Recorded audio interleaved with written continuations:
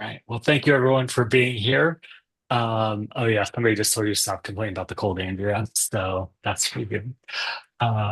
We do these in 29 minutes or less, and I'm so excited to have Andrea here. So I want to do a quick introduction and then give it to Andrea, let her take over, and we'll let her do her thing. And if we have some time, we'll do some Q&A at the end. But I've known Andrea for quite a while now, and outside of being an amazing business professional and a genius in the business, she's one of those people that's just amazing and you want to always be around her. And I'm so grateful that she gave us some time today. So, Andrea, thank you for being you. We all appreciate you so much, and it's all yours. Awesome. Thanks, David. That's so kind. I appreciate everyone's time being here. Today, I'm going to walk you through my three-part process from contract to close. So I'm going to share my screen again. And of course, if there's glitches, errors, just roll with it and give me some grace. And I'm going to be going through my notes here. And also if you want to be part of our Agent Edge here, this is our QR code. You'll get our first intro, which is showcasing our good friend here, David, as our agent spotlight. We have done for you Canva templates, 90-day focus finder, and all kinds of good things that we send. So cool if you want to. We love growing our agent network. So let's jump into all the good stuff. So let's see if my screen wants to share. Maybe it will. There we go. Okay, so I find that the labyrinth is really a perfect metaphor for real estate. We walk the same path over and over again, twists, turns, and no deal is ever the same, but really we're always headed to the same central point.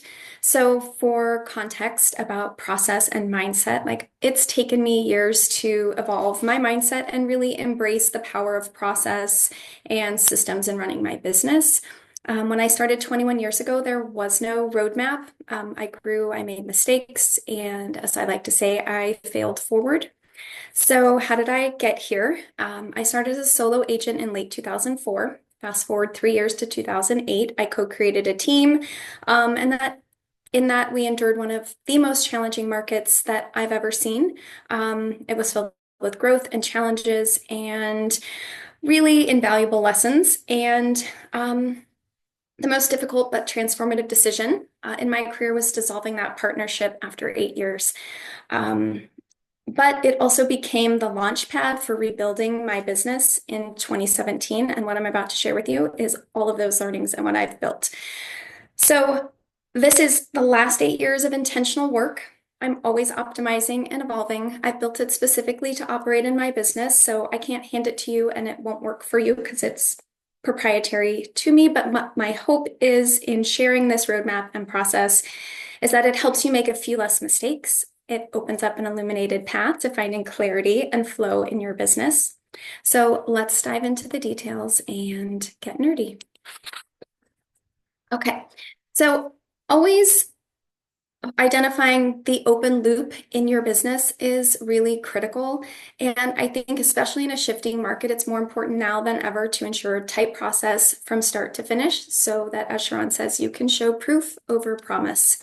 So let's just take a minute and quickly evaluate maybe where the gaps are in your business. Is it in the contract timelines and organization? Do you feel disorganized or reactive rather than proactive? Is it the escrow process? Are you advising clients on the next steps effectively? How well are you collaborating with all parties? The closing process, what is your process to manage and coordinate a smooth sale from start to finish? And then post-closed, the deal is done. Now what? So let's close the loop. Let's talk about, these are going to be the three things that we're going to talk about, my three-part framework, and you can use this to help close the loops on this. So, all right. So let's talk about systems. Really, a system is a process and a series of actions or steps to take in order to achieve a particular end. That is literally the definition of a system and a process. So when you embrace and you truly fall in love with a good process, it becomes second nature and it makes it easy to adopt and use a checklist or system. Sharon always says, a good process drives good results. I have taken that to heart. So, project management is really, in my opinion, one of the keys to creating a successful process in your business that's repeatable and scalable. And there's no one size that fits all, just like the perfect CRM, it doesn't exist.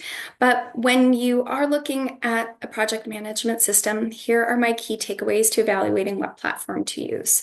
Find a project management system that speaks to your brain, your thought process, or your learning style. We started with Asana. Actually, I started with a general checklist in my CRM to Asana, and ultimately we have been using Trello.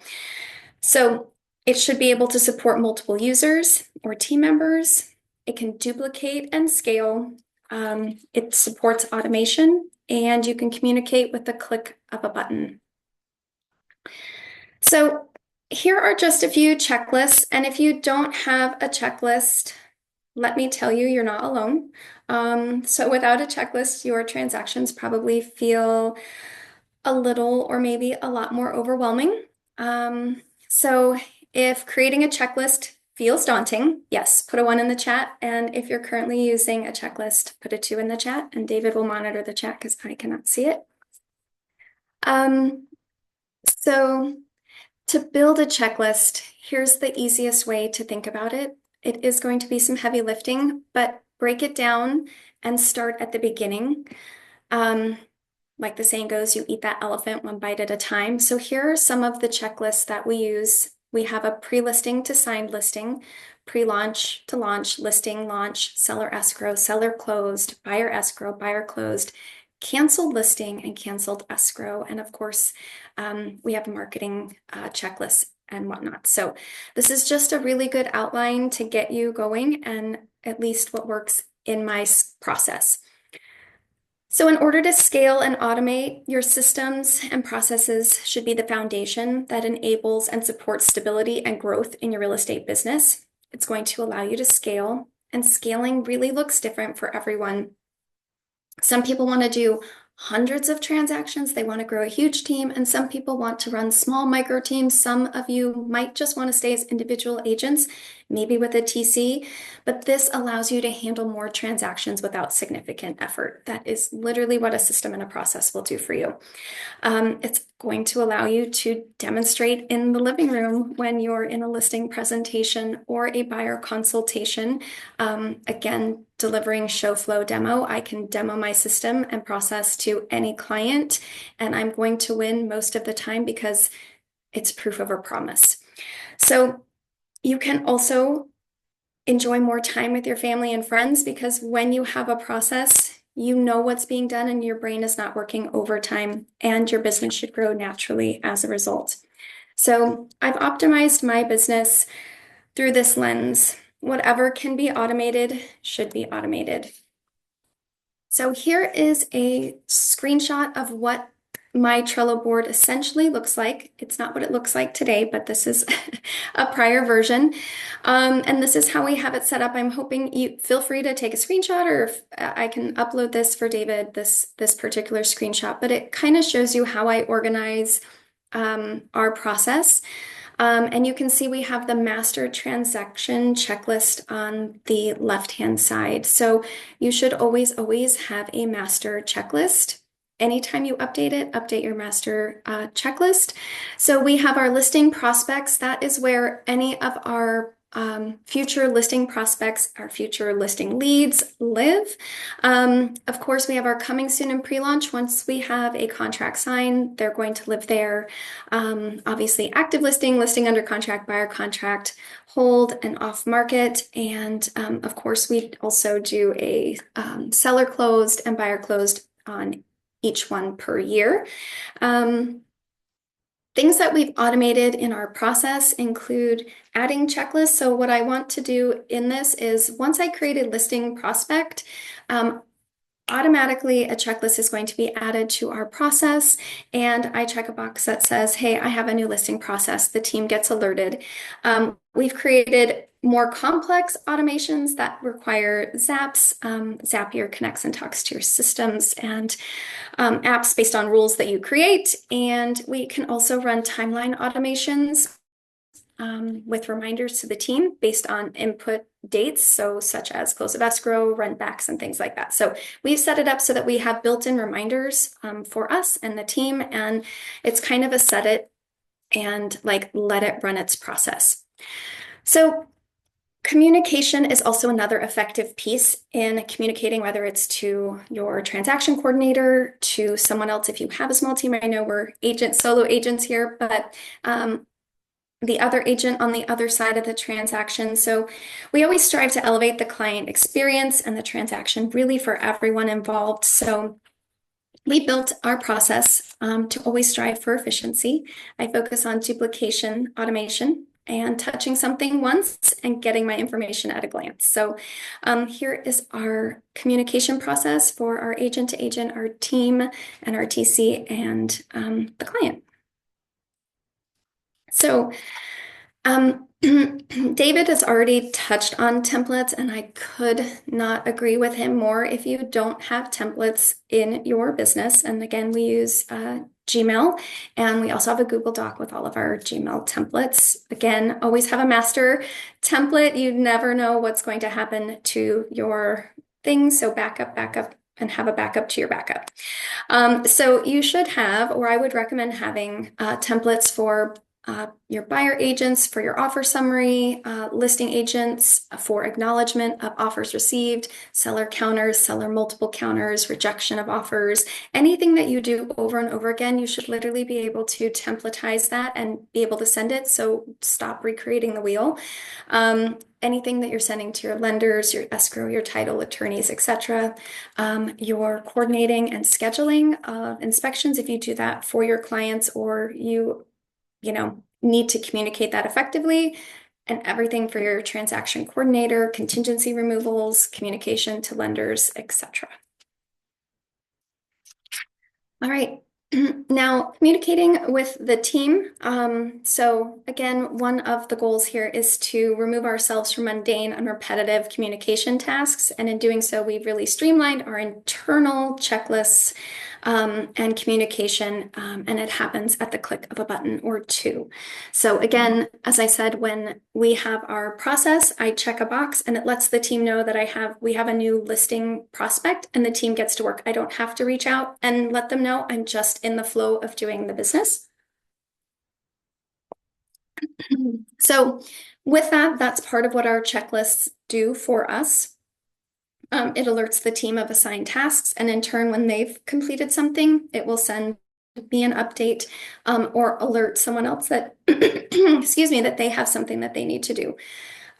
It provides us with reminders. I literally have a frog in my throat. Sorry, y'all. Thank you. We also use voice memo. I love Voxer. Voice memos on the phone. David hates that, but I like a good voice memo. Forms and Loom for video. Don't send David a voice memo, only text him. All right, so agent-to-agent referrals are a huge part of our business, and if they're not a huge part of yours, I would really consider making that a big part of your business. And when you're really thinking about the agent-to-agent process, you really want to make that referring agent shine. They've just handed you their client. That takes a lot of trust, and they want to make sure that they've made the right handoff. So in order to do that, you really need to have your templated introductions, have updated frequencies. So when are you going to update that referring agent? You should have a process for that, letting them know when you actually are in contract, contingency milestones, closing. And we here are always grateful for the referral and for that referral relationship. So once you close that referral, what are you doing to continue to foster that relationship in your business going forward?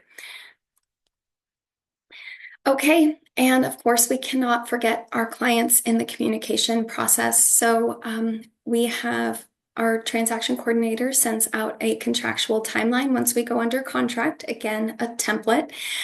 We created a WHN, as I like to call it. I abbreviate everything. So that's what happens next. So we have a buyer and seller series of emails. It's a combination of reminders, resource PDFs, frequently asked questions. I do Looms with buyer and seller document review and updates. We coordinate all of our client scheduling. Of course, there's a template for that. And then we are always updating our clients with calls, emails with regard to contingency removal updates, and we send them their estimated settlement statement ahead of time so that they can see it before walking into the closing process. So I know I just laid down a lot of things, but I'm curious, which process do you need to add to your system, to your process? Is it templates? Is it automations? Is it an agent-to-agent referral process or a higher level client process? Feel free to drop that in the chat. That way, if you want to share, awesome. If you don't, that's cool too. So lastly, in this piece is you need a closing checklist. Our closing checklist, creating a client for life.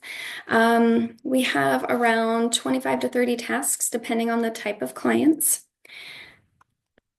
And I know this seems really pretty basic, but seriously, like you need to update tags, dates, stages, future communication and follow-up in your CRM. You need to close out and organize, at least we do, our emails, our files, our Dropbox. And then are you making sure you're taking credit for your sale? Are you adding it to your listing presentation, your social media? Are you adding it to your tracking systems and spreadsheets? And are you making note of it in Zillow?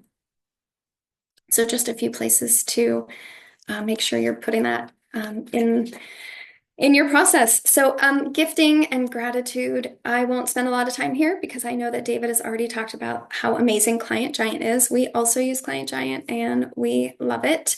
A handwritten thank you note to the cooperating agent, a closing gift, and always ask for a review request. If you are not asking for reviews, either whatever your chosen platform is, I think you're missing a huge opportunity. So lifetime nurture at AD& Co.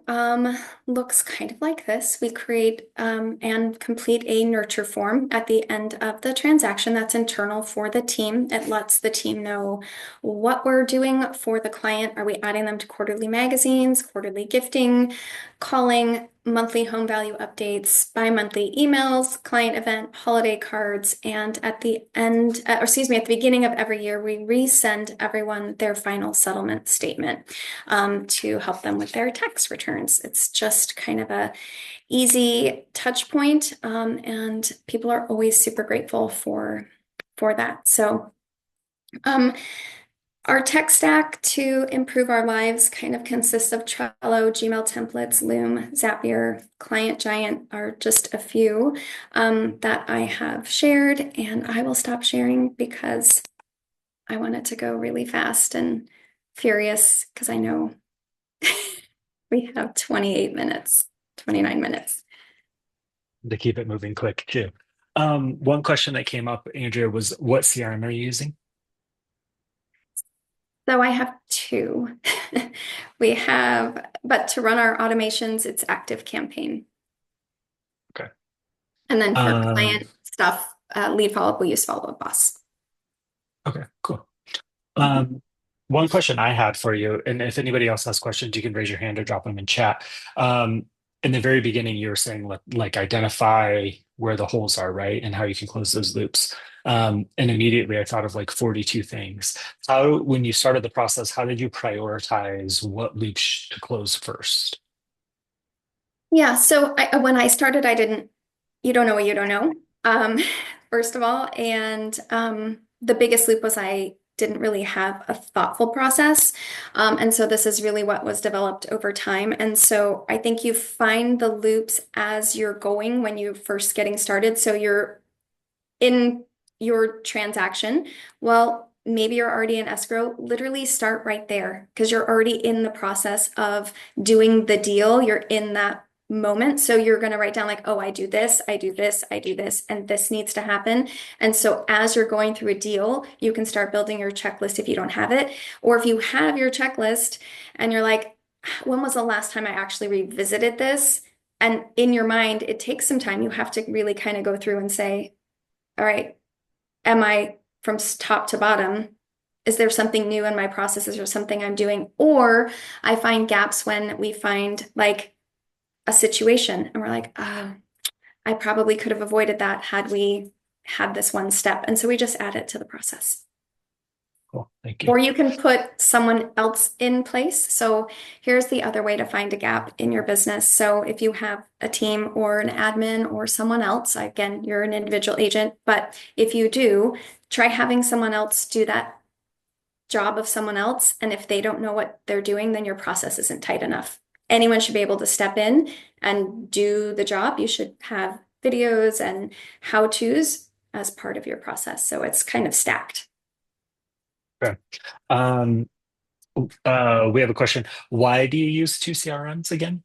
I'm also a two CRM user, so I get it. But Yeah, I use two CRMs because do you like the rainbow that's like behind me here? it matches you perfect. It's Yeah, like it does. It's like Andrea has across my arrived. forehead. Like a sticker here on my window. Anyway, I digress. I use two CRMs because one is for marketing and the other one is for lead follow-up. So Active Campaign, we send out all of our marketing. It also does all of our automations. It's not really great at the lead follow-up part. It's too cumbersome, especially with all the automations we run and the marketing things. So in order for effective lead follow-up, we ended up having to create and have a second CRM. So that's the only reason. I just think of them as two separate entities. One is for lead follow-up and the other one is a marketing piece.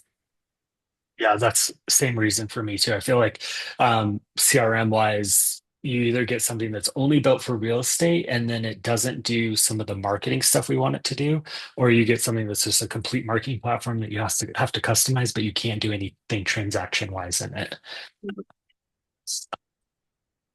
Um, what other questions do we have here? Oh, can you I'm gonna write when you talk this time, but all of the systems that you use, you have Trello, Zapier, Loom. Yeah, so Gmail templates, of course, Trello, Zapier, we use Client Giant.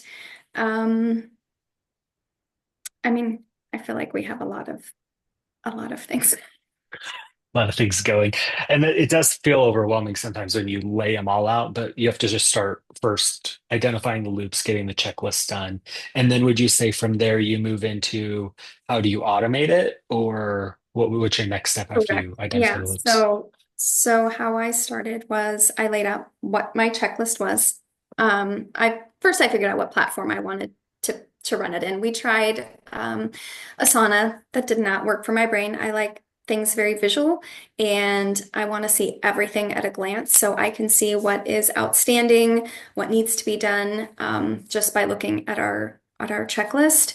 And I can see what's been done.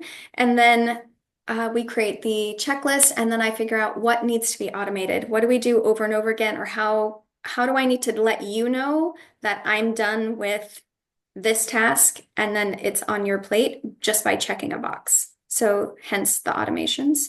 Um, so my team is mostly virtual with the exception of Rochelle, who's another agent here. So my marketing and operations person is virtual. My TC is now virtual. Our client care, I actually just let them go, but they were also virtual. So it's really critical, especially if you're running a virtual team, um, your ability to communicate easily and effectively without it taking a ton of more time. That was important to me. Cool. Um, w- one other, I don't see any other questions in the chat, but I had another question. Sure. I loved how you said take credit for your sale. That's like such a good mind shift from like promoting yourself and making it all about you. Where are you collecting your reviews and how often are you asking for them if the client isn't giving you a review? Yeah. Um, We used to be collecting them on three different sites. So we wanted people to do Zillow and Facebook and Google. And then about a year and a half ago, maybe 2 years, we shifted and decided that was dumb to put all of our reviews on Zillow. And so we had a big push, my personal opinion, and we had a big push to put everything on Google and Google My Business. So we send an email to our clients once we know they're pretty thrilled with the transaction during the transaction. But usually most people aren't completing the review for us during the transaction. There's so much else going on. So we have a follow-up system after they've closed escrow to ask for reviews. And then we have a spreadsheet of people who have left us reviews and those that haven't. And so anyone who hasn't left us a review, even if they closed escrow 5 years ago, we are circling back and asking them for one. How often is that automation firing or are you asking them for those reviews? Yeah, so someone on my team does that. And so they send that out. They just go through our checklist of people who we've closed recently, and a couple times, probably we send out maybe 2 to 3 asks a week just because we don't want to flag Google to think that this is spam and not real people. So we try and keep it like realistic. So we don't ask 50 people at once and get, you know, 20 reviews and Google says no. Got it. Okay. So I have some questions. Oh, AI. As a top producer and a leader, how are you using AI? Oh gosh, we love AI. So the team is using AI to help craft a lot of our email marketing. We send a lot of emails. And so, of course, if you're not doing the deal of the week, you want to use that. And we use it, I use it also for crafting emails to my clients. So I use the voice automation, I use ChatGPT, and I have Perplexity. I only pay for ChatGPT. I've used things like Gamma to create slideshows. That one was not a Gamma, that was PowerPoint. But so I use it to write my listing video scripts to help me with that, to really identify who is the avatar for our listings. I mean, you can use it for anything and everything, and I ask it questions all the time. So you can also use it to help you identify roles for your team. Yeah, that honestly, the options are truly endless. Yeah, one thing that you and I learned recently was if you, Sean had asked us, like, if you thought about writing an email sequence for old leads, like, how long would it take you to implement it? And we were all like, I don't know, we would think about it. We might write an email. It might take 6 months, but you could just go into ChatGPT and be like, I need to write a 7-day email sequence for old leads that haven't responded, and it'll just do it. And then you copy and paste it in the CRM and you're done. So it's like Right. a big thing for us. It takes the Okay. overthinking that a lot of us are really good at, myself, and it like reduces that to minimal. Right. I agree. Okay, we have 1 minute left and we have one question from Bo. Um, so what positions would you hire first if you're starting a virtual team? And do you have BAs doing any prospecting? Um, who would I hire first? My first hire for me, I already have a transaction coordinator. Like I don't thrive in that. That's not where I am great. So if you don't have a transaction coordinator, I would say that's probably your first hire if you have the business. If you don't, well, my first hire was my admin. And they also, at the time, help do some transaction management. So what they need to do is offload any repetitive tasks that don't make you money. So you are the person calling people, getting in front of the clients. So I make us money because I'm out doing the things that I should be focused on, and delegation is one of my superpowers. So I really figure out what is the highest and best use of my time. What can actually be delegated to someone else? Like, what do I not need to touch? What can someone else do? And be an extension of you and your team. So there's no me, it's a we. Like, I can't do what I do without. the team and the people that I work with. So I think first and foremost, if there is an ego involved, I would say lose that. Otherwise, no one wants to work with a jerk. Do I have someone calling on the team? I used to. I'm actually hiring for that position again. My opinion, can be somewhat of a tricky position. No one wants to call people for 4 hours a day. So if you don't have someone who's calling for you, you have to be that person. Well, thank you so much, Andrea. I know lots of people loved everything that you had to share. And Teresa just said thanks for your generosity. She's one of the most generous people I've ever met. Andrea is. So thank you, Andrea. Make sure you sign up for Agent Edge. I put the link in the chat, and then I'm also going to include it on the resources in school. And then I'll have all Andrea's stuff. And thank you so much, Andrea. We appreciate you so much. You're welcome. Thanks everyone for All being right. here. Bye, Bye, guys. David.